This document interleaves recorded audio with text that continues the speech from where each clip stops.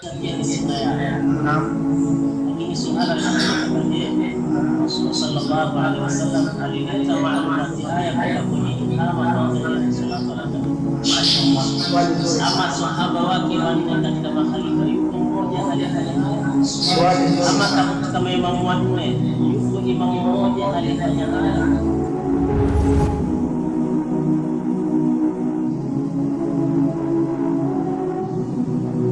Dini yetu ile tunajua lazima tufuate Mtume Muhammad sallallahu alaihi wasallam. Yeye ndio ametuletea sharia, lazima tufuate, si ndio? Sasa nauliza kama moto, yani mali yote dunia, kama moto kabla ya kuadhani ama kabla ya kuaqim akisoma kitu kingine inakubaliwa, isipokuwa Allahu akbar, Allahu akbar, ashhadu an la ilaha illallah, ashhadu anna muhammadan rasulullah, hayya ala salat. Agna Adam mbele yake kusoma kitu kingine ni sharia ama ni sunna ama sio sunna? Kusudia na watu wakianza ikama wanaanza kusalia tu, na kitu kingine wanaanza kusalia tu, sio? Na wakimaliza mwisho wanasalia tu mwisho. Sasa katika masala kama haya,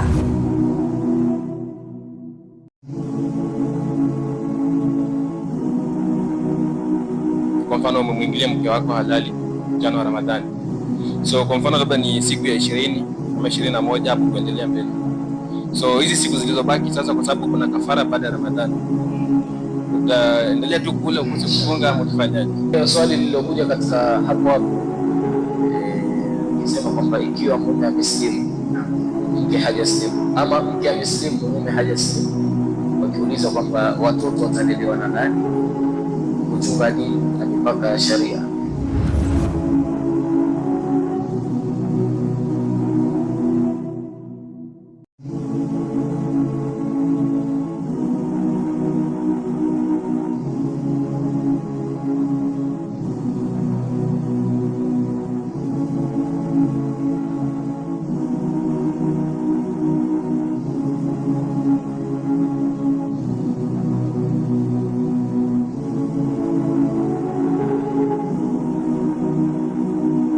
na mimi kuuliza swali, wajua, ngoja hapa, ukitaka ngoja ndugu yangu, wewe ndugu yangu, unajua ndugu yangu huyu ni mtoto wa mjomba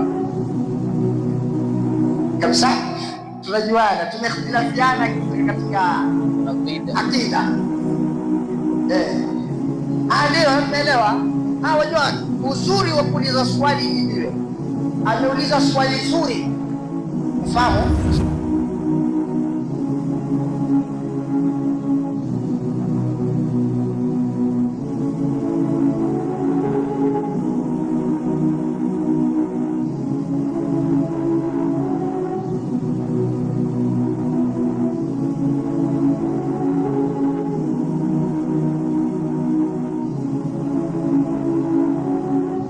Bismillahirrahmanirrahim.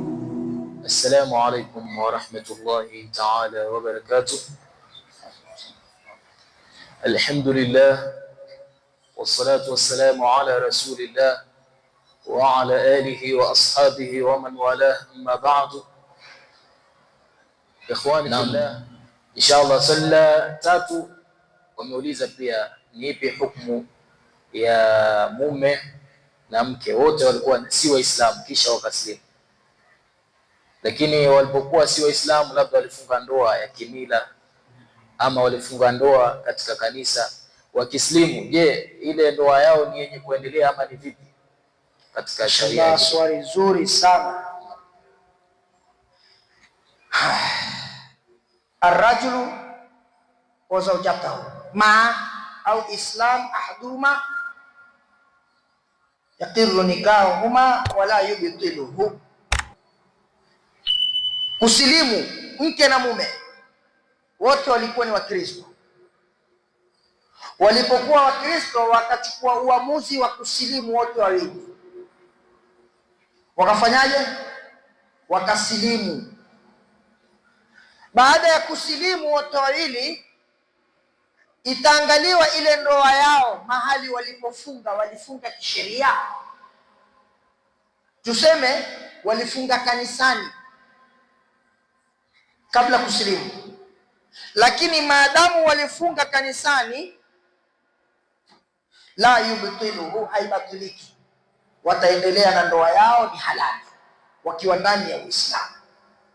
Tumefahamiana?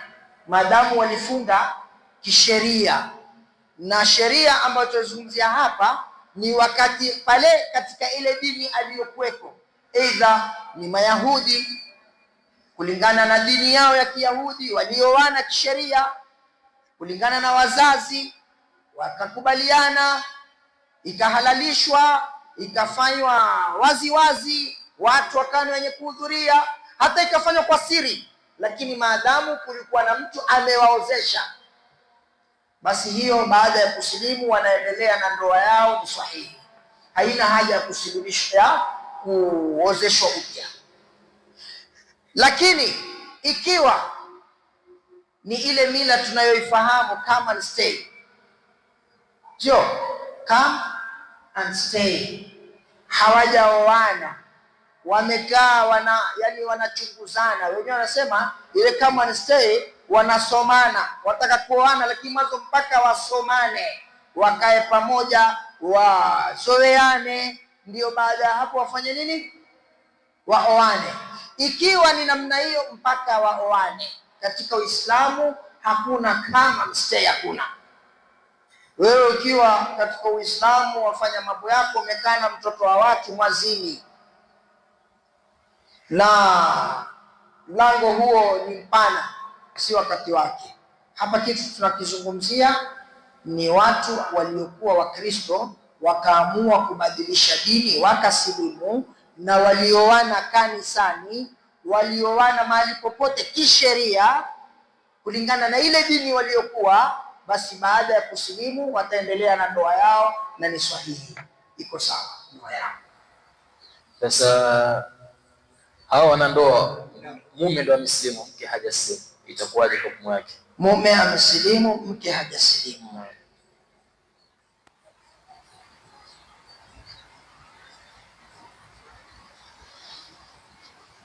Ama kinyume chake pia, mke amesilimu, mume hajasilimu.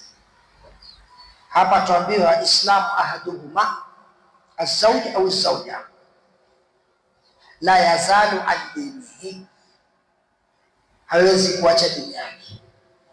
Ikiwa Muislamu ni mwanamume, sio, lakini mwanamke ameamua mimi bado, wataendelea vile vile mke na mume. Kwa sababu gani? Kwa sababu tunazingatia lile kule walipotoka walioana kisheria. Tumefahamiana? Walioana kisheria watakaa hivyo hivyo, na mume atakuwa na jukumu la kumconvince polepole, sio kumpeleka mbio na kumlazimisha.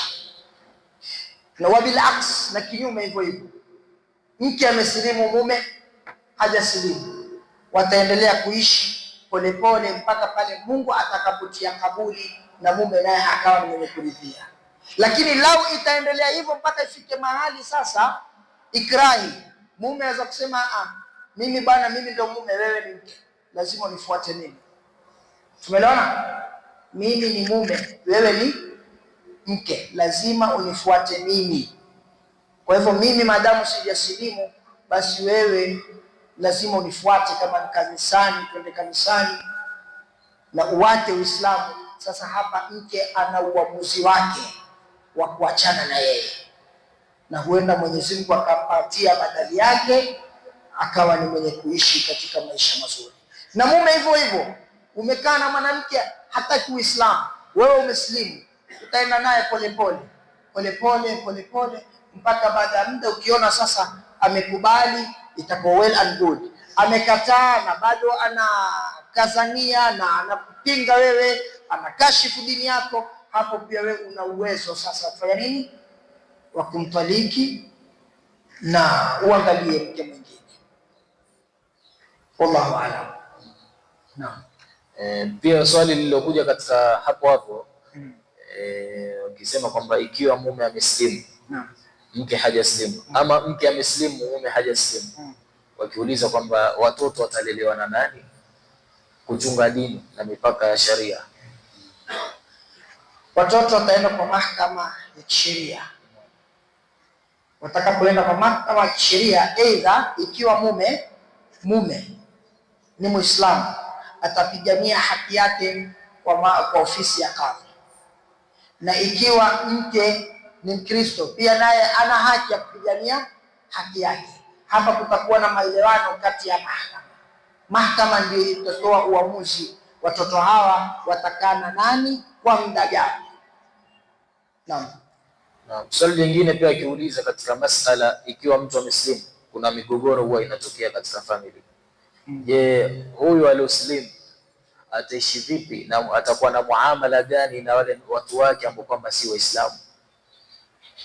Uislamu ama dini ya Kiislamu inamshauri vipi mtu kama huyo alikuwa ni muallafa? Sasa kitu cha kwanza, watu kama hawa sisi Waislamu tunatakiwa tuwashike vizuri. Zamani kulikuwa kuna mabaitul mali, watu kama hawa walikuwa wakiangaliwa, lakini sasa hakuna. Na utaona watu kama hawa wapata shida sana katika huu ulimwengu. Kuna baadhi yao wakishasilimu wanatengwa na familia zao. Sasa je, baada ya kutengwa na familia zao watashika msimamo gani? Tumefahamiana? Baada ya kutengwa na familia zao, msimamo wao watashika ni gani watu kama hao?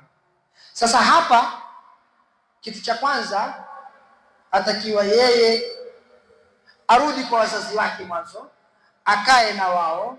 Lakini ikiwa wazazi watakuwa ni wenye kumfukuza, basi yeye pia ana uamuzi wake wa kuchukua. Ikiwa amesilimu kilillahi, amesilimu, kuna kitu kilillahi na kuna kitu kusilimu kwa ajili ya kitu. Kesi kama hizo tumezipata. Kuna watu usilimu kwa ajili pengine amemwona mwanamke fulani akampenda, akamwambia huwezi kunioa mpaka usilimu. Mtu akasilimu kwa ajili ya yule mwanamke, na baada ya muda fulani wakikosana yule mwanamke amerudi katika dini yake. Tumefahamiana? Lakini ikiwa mtu amesilimu kilillahi, basi pale Mwenyezi Mungu mwenyewe atasimama na wewe unasimama na haki, kwa kuwa mimi nimechagua dini ya haki. Mimi uamuzi wangu nitaenda na hii dini yangu, najua mwenyewe mahali nitaishi, nitastruggle kivyangu na Mwenyezi Mungu atakufungulia. Naam. Swala la mwisho ambalo kwamba tumeulizwa hapa, huenda swala likawa likiwa na makosa, inshallah utalirekebisha. Nasema ni hukumu gani ya mume aliyomuita mke wake mama? Kuna hukumu gani? Hiyo ito dhihari, kama dhihari. Tumekatazwa sana. Hatufai wewe ukamfananisha mke wako na dadako, pale ni talaka imeshapita. Wewe ukamfananisha mke wako na mamako, kwa sababu wewe huwezi lala na dadako. Uweza kulala na dadako? Uweza kulala na mamako? Ukamfanya mke wako ni mamako, basi tayari hiyo ni talaka imepita. Sasa afwan ustaz, hili swala ameuliza hukumu ya mume kumuita mke wake mama. Je, kitu ambacho kwamba kimekatazwa ni kumfananisha yule mke na maharimu yako, ama kilichokatazwa ni kumuita mama? Nimekuelewa. Sasa hapa itategemea unamuita mama ukikusudia nini, mama watoto ama mamako mzazi. Itategemea na hii lafzi yako kumuita ule mama. Umemuita mama ukikusudia mama watoto, ama umemuita mama ukikusudia mamako mzazi. Ikiwa umekusudia mamako mzazi, basi hiyo wewe na yeye imeisha. Labda kuna kafara nayo ni kama hii: it'am 60 miskina, ama siyam shahrain mutatabi'ain, ama kuacha shingo huru, kuacha mtumwa huru. Ikiwa umemfananisha mke wako na nani? Na mamako. Lakini kama unamwita mama au mama watoto, lakini sema huyu mamangu, mamako mzazi. Hakuna mtu mwenye mama nyingine. Mama ni mmoja. Ukamwita mke wako mamangu, basi wewe na ule mke hapo ishaingia talaka, unless utoe kafara. Wallahu a'lam. Haya ndio masala ambayo kwamba tunauliza Sheikh pale ataka kuongea. Naam.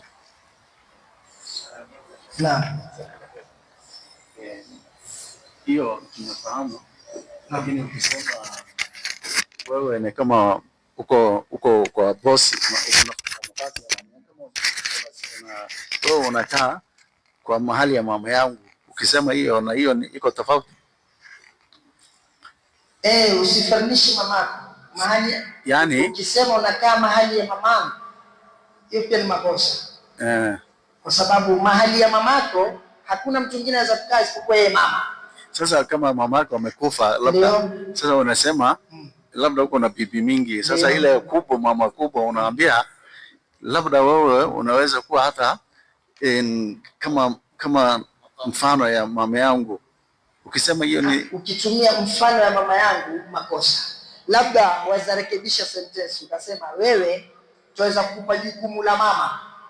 Ndio hiyo mimi nasema. Usitie mamangu, tuweza kukupa jukumu la mama. Sasa jukumu la mama kumaanisha zile kazi za mama zile zote unazifanya isipokuwa ile kazi moja. Swali lingine moja. Naam. Kwani radhi jazakallahu khair. Kwa dini yetu vile tunajua lazima tufuate Mtume Muhammad sallallahu alaihi wasallam. Kwa yeye ndio ametuletea sharia na lazima tufuate, si ndio? Sasa nauliza kama moto, yani mali yote dunia, kama moto kabla ya kuadhani ama kabla ya kuaqim akisoma kitu kingine inakubaliwa, isipokuwa Allahu akbar, Allahu akbar, ashhadu an la ilaha illa Allah, ashhadu anna Muhammadar rasulullah, hayya ala salat. Agam na Adam mbele yake kusoma kitu kingine ni sharia ama ni sunna ama sio sunna? Umekusudia kuna watu wakianza ikama wanaanza na kumswalia Mtume. Na kitu kingine wanaanza na kumswalia Mtume, sio? Na wakimaliza mwisho wanaswalia Mtume. Mwisho. Sasa katika masala kama haya kuna ikhtilafu. Kuna wale ambao wanafanya haya wana hoja wametegemea, na kuna wale ambao wanasema haya wakati wa Mtume hakuna. Tunafahamiana? Lakini haya kwa mujibu wa hiyo swali umeuliza, Mtume sallallahu alayhi wa alihi wasallam asema ad-du'a mu'allaqun baina as-samai wal ardh. Dua mu'allaqun baina as-samai wal ardh. Dua tukiomba zinahangi katikati ya mbingu na ardhi. Hatta tusallu alayya, mpaka muniswalie. Ndio ulama wakaona as-salatu al-lugha ad-du'a, sio as-salatu al-lugha, amma al-lughata ad-du'a. Katika lugha swala ni dua, wa amma al-istilaha af'alu wa aqwalu muftatahatun bitakbiri wa muftatamatun bitaslimi. Kilugha swala hii tunayoswali ni dua, tunafahamiana. Na kisheria ni vitendo na maneno yanayofunguliwa na takbir na yanayofungwa na salamu, tunafahamiana. Sasa ulama wakasema kwa kuwa kuna hadithi ya Mtume inayosema ad-du'a mu'allaqun baina as-samai wal ardh, dua inahangi katikati ya mbingu na ardhi. Hatta tusallu alayya, mpaka muniswalie. Ndio baadhi ya ulama wasema kabla kuingia katika hii swala mwanzo tutangulishe swala ya Mtume, ndio wafanye ikama, ndio waingie katika swala, na mwisho wakimaliza swala wamalize na swala ya Mtume. Yani ile swala wanayoiswali wameianzisha na swala ya Mtume chini, alafu na mwisho wataifunga na swala ya Mtume. Sasa ikienda hairudi, kulingana na mfumo baadhi ya ulama. Ad-du'a mu'allaqun baina as-samai wal ardh, dua inahangi katikati ya mbingu na ardhi. Hatta tusallu alayya, Mtume sema mpaka muniswalie. ndio utaona misikiti mingi wakisoma dua wanaanza na swala ya Mtume. Na wewe ndugu yangu, ni faida nimekupa, wakati unaposoma dua, iwe hata ni wewe peke yako kwa nyumba, mahali popote, anza na kumsalia Mtume. Salia Mtume, alafu soma dua, mwisho funga na swala ya Mtume. Ile dua ikienda hairudi, haitakuwa ni yenye kuhangi katikati. Naam, nafikiri kuna mtu ana swala labda. Naam, wa alaykum salaam wa barakatuh. Naam, Ama swala ya kwanza ni katika ufahamu wangu umekuwa fingi.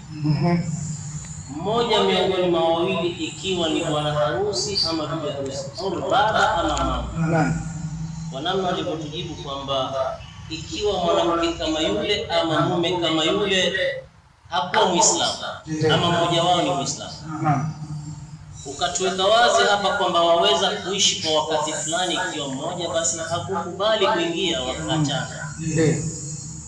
Mal illa, hoja katika niweke vipi katika Qur'ani, katika hadithi? Kwa sababu huyu ambaye kwamba anasema Mungu Baba, Mwana, Roho Mtakatifu. naam. Kwa hivyo je, vipi tutaenda kuishi naye mpaka wakati fulani? Kwa hoja gani? Na kwa wakati ule ni wakati gani? Swali zuri, mashallah. Hilo swala la kwanza. Naam, Ama swala la pili, hapa katika kwanza, kama lazima kwanza baadhi ya misikiti fulani imswalie Mtume sallallahu alaihi wasallam. naam, Je, ikiwa Rasulullah sallallahu alaihi wasallam asema taraktu fikum thaqalain ma in tamassaktum bihima lan tadillu abada. Naam. kitabullahi wa sunnat rasul. Sasa hiyo hadithi, ngoja nitakurekebisha. Hiyo hadithi ni dhaifu. Ukitaka hadithi hiyo, kitabullahi wa ikrati, hiyo ndio sahihi. Kitabullahi wa ikrati. Tayib, naam, endelea. Naam, naam, Imeondokea Mtume sallallahu alaihi wasallam, tunaweza kufikia ni sunna yake. naam. Lakini suala linakuwa kwamba je, Rasul sallallahu alaihi wasallam alileta maalumati haya kwamba kwenye ikama kwanza ni salatu ala nabii? Mashaallah, swali zuri. Ama sahaba wake wanne katika makhalifa, yuko mmoja aliyefanya haya? Swali zuri. Ama katika imamu wanne, yuko imamu mmoja alifanya haya? Mtume sallallahu alaihi wasallam, ukijibu swali la pili, asema man sanna fil islam, mwenye kuweka katika Uislamu sunnatan hasana, mwenendo mzuri, mwenendo mzuri, falahu ajru wa ajru man amila bihi min ghairi an yanqusa min ajrihi shay. Mwenye kuweka mwenendo mzuri katika Uislamu ana malipo, na malipo ya yule mwenye kufanya pasina kupunguziwa chochote. Tumefahamiana mpaka hapa? Ukaweka jambo zuri. Nikupe mfano mdogo. Leo twaswali tahajjud na spika. Nakupa mfano. Tahajjud asili yake uswali nyumbani ama msikitini? Asili ya tahajjud watakiwa iswali nyumbani ama msikitini? Mbona naona nyumbani? Kwa nini tuiswali msikitini? Tumeiweka msikitini tukasema mwenendo mzuri. Tumefahamiana? Lakini wakati wa Mtume hakukuswaliwa tahajjud msikitini. Kila mtu alikuwa akiswali kipembe chake, hakuna jamaa. Hiyo ni moja.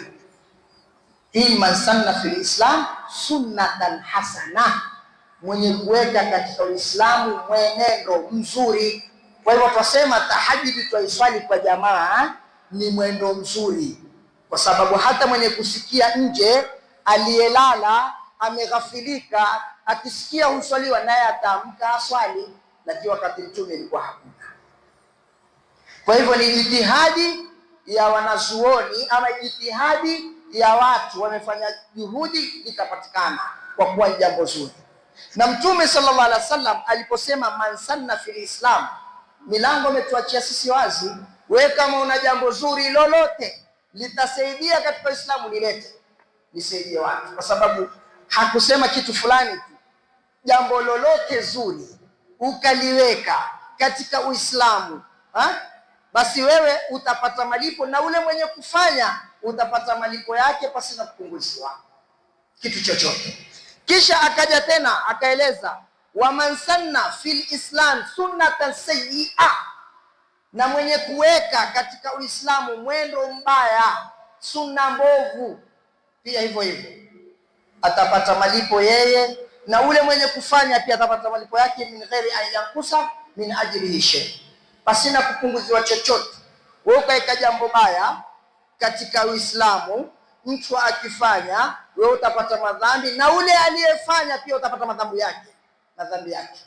Na ukiweka zuri hivyo hivyo. Tukija pia vile vile katika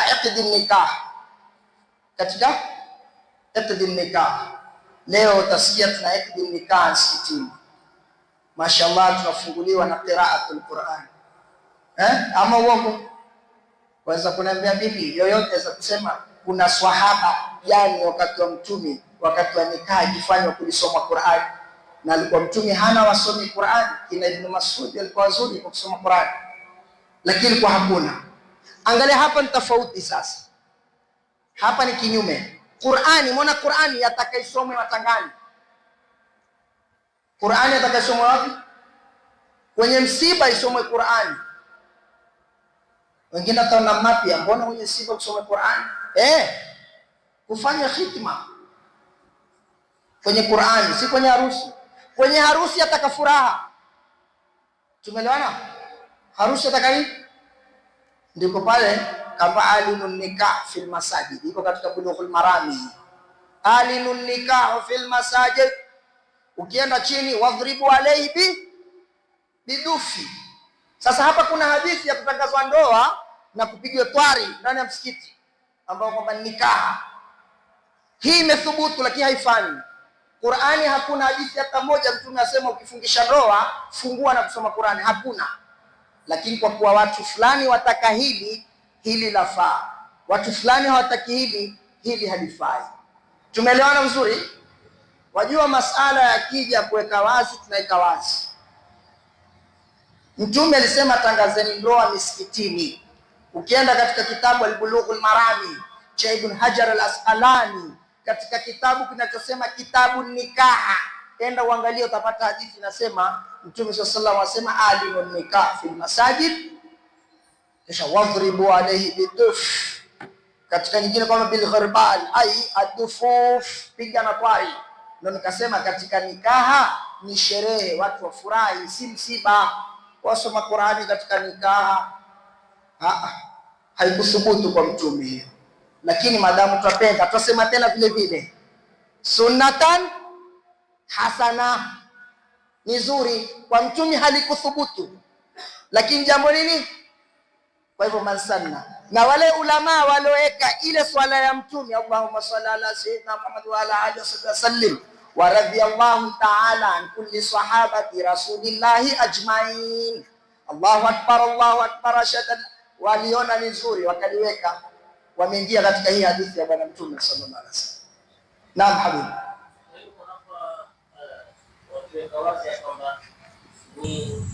Waislamu walitegemea ama waliendelea kuchomeka kwa sababu alikuthubutu tunachosema kwa Mtume sallallahu alaihi wasallam kulli katika maisha yake, na hawa makhalifa wanne radhiyallahu anhu na maimamu wanne akiwemo Shafi na wenzake, kwao limethubutu. Ndio sasa swali la nataka kujua tu hapa, na mimi nikikuuliza swali, wajua, ngoja hapa, ukitaka ngoja ndugu yangu, wewe ndugu yangu, unajua ndugu yangu wewe ama hujui?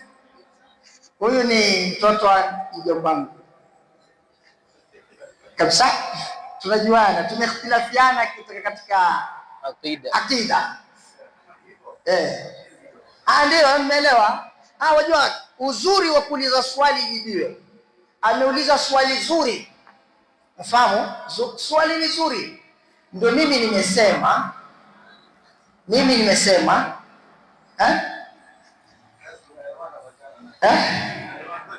Welewa, lakini mzee, tumeshika ile hadithi ya Mtume, ndio namaliza tu.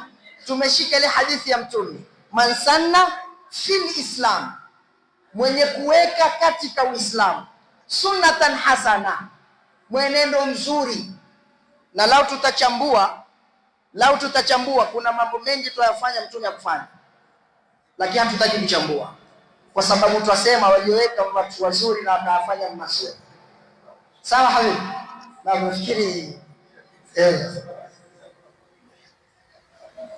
na kuna mwingine ambaye yuko na swala. Naam.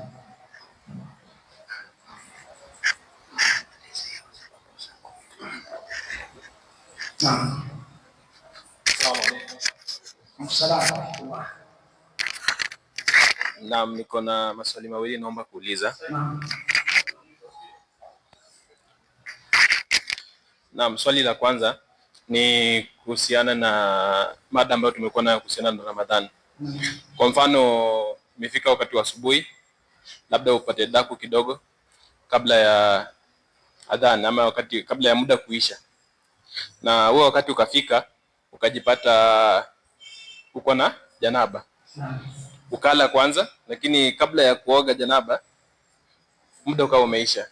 So hukumu yake ni gani hapo? Alafu swali la pili, kulingana na ile jibu ambalo umetupa hapo awali kuhusiana na kwa mfano umemwingilia mke wako halali mchana wa Ramadhani. So kwa mfano labda ni siku ya 20 ama 21 hapo kuendelea mbele. So hizi siku zilizobaki sasa, kwa sababu kuna kafara baada ya Ramadhani, utaendelea tu kule ukose kufunga ama utafanyaje? Mashaallah. Maswali mazuri. Tukianza na la pili, haya masiku lobakisha katika Ramadhani hayakukupatia wewe ofa ya kula, utaendelea kufunga hivyo hivyo mpaka umalize. Alafu sasa utaingia katika zile kafara na toba. Swali ya pili, ameuliza masala ya Ramadhani vile vile, sio?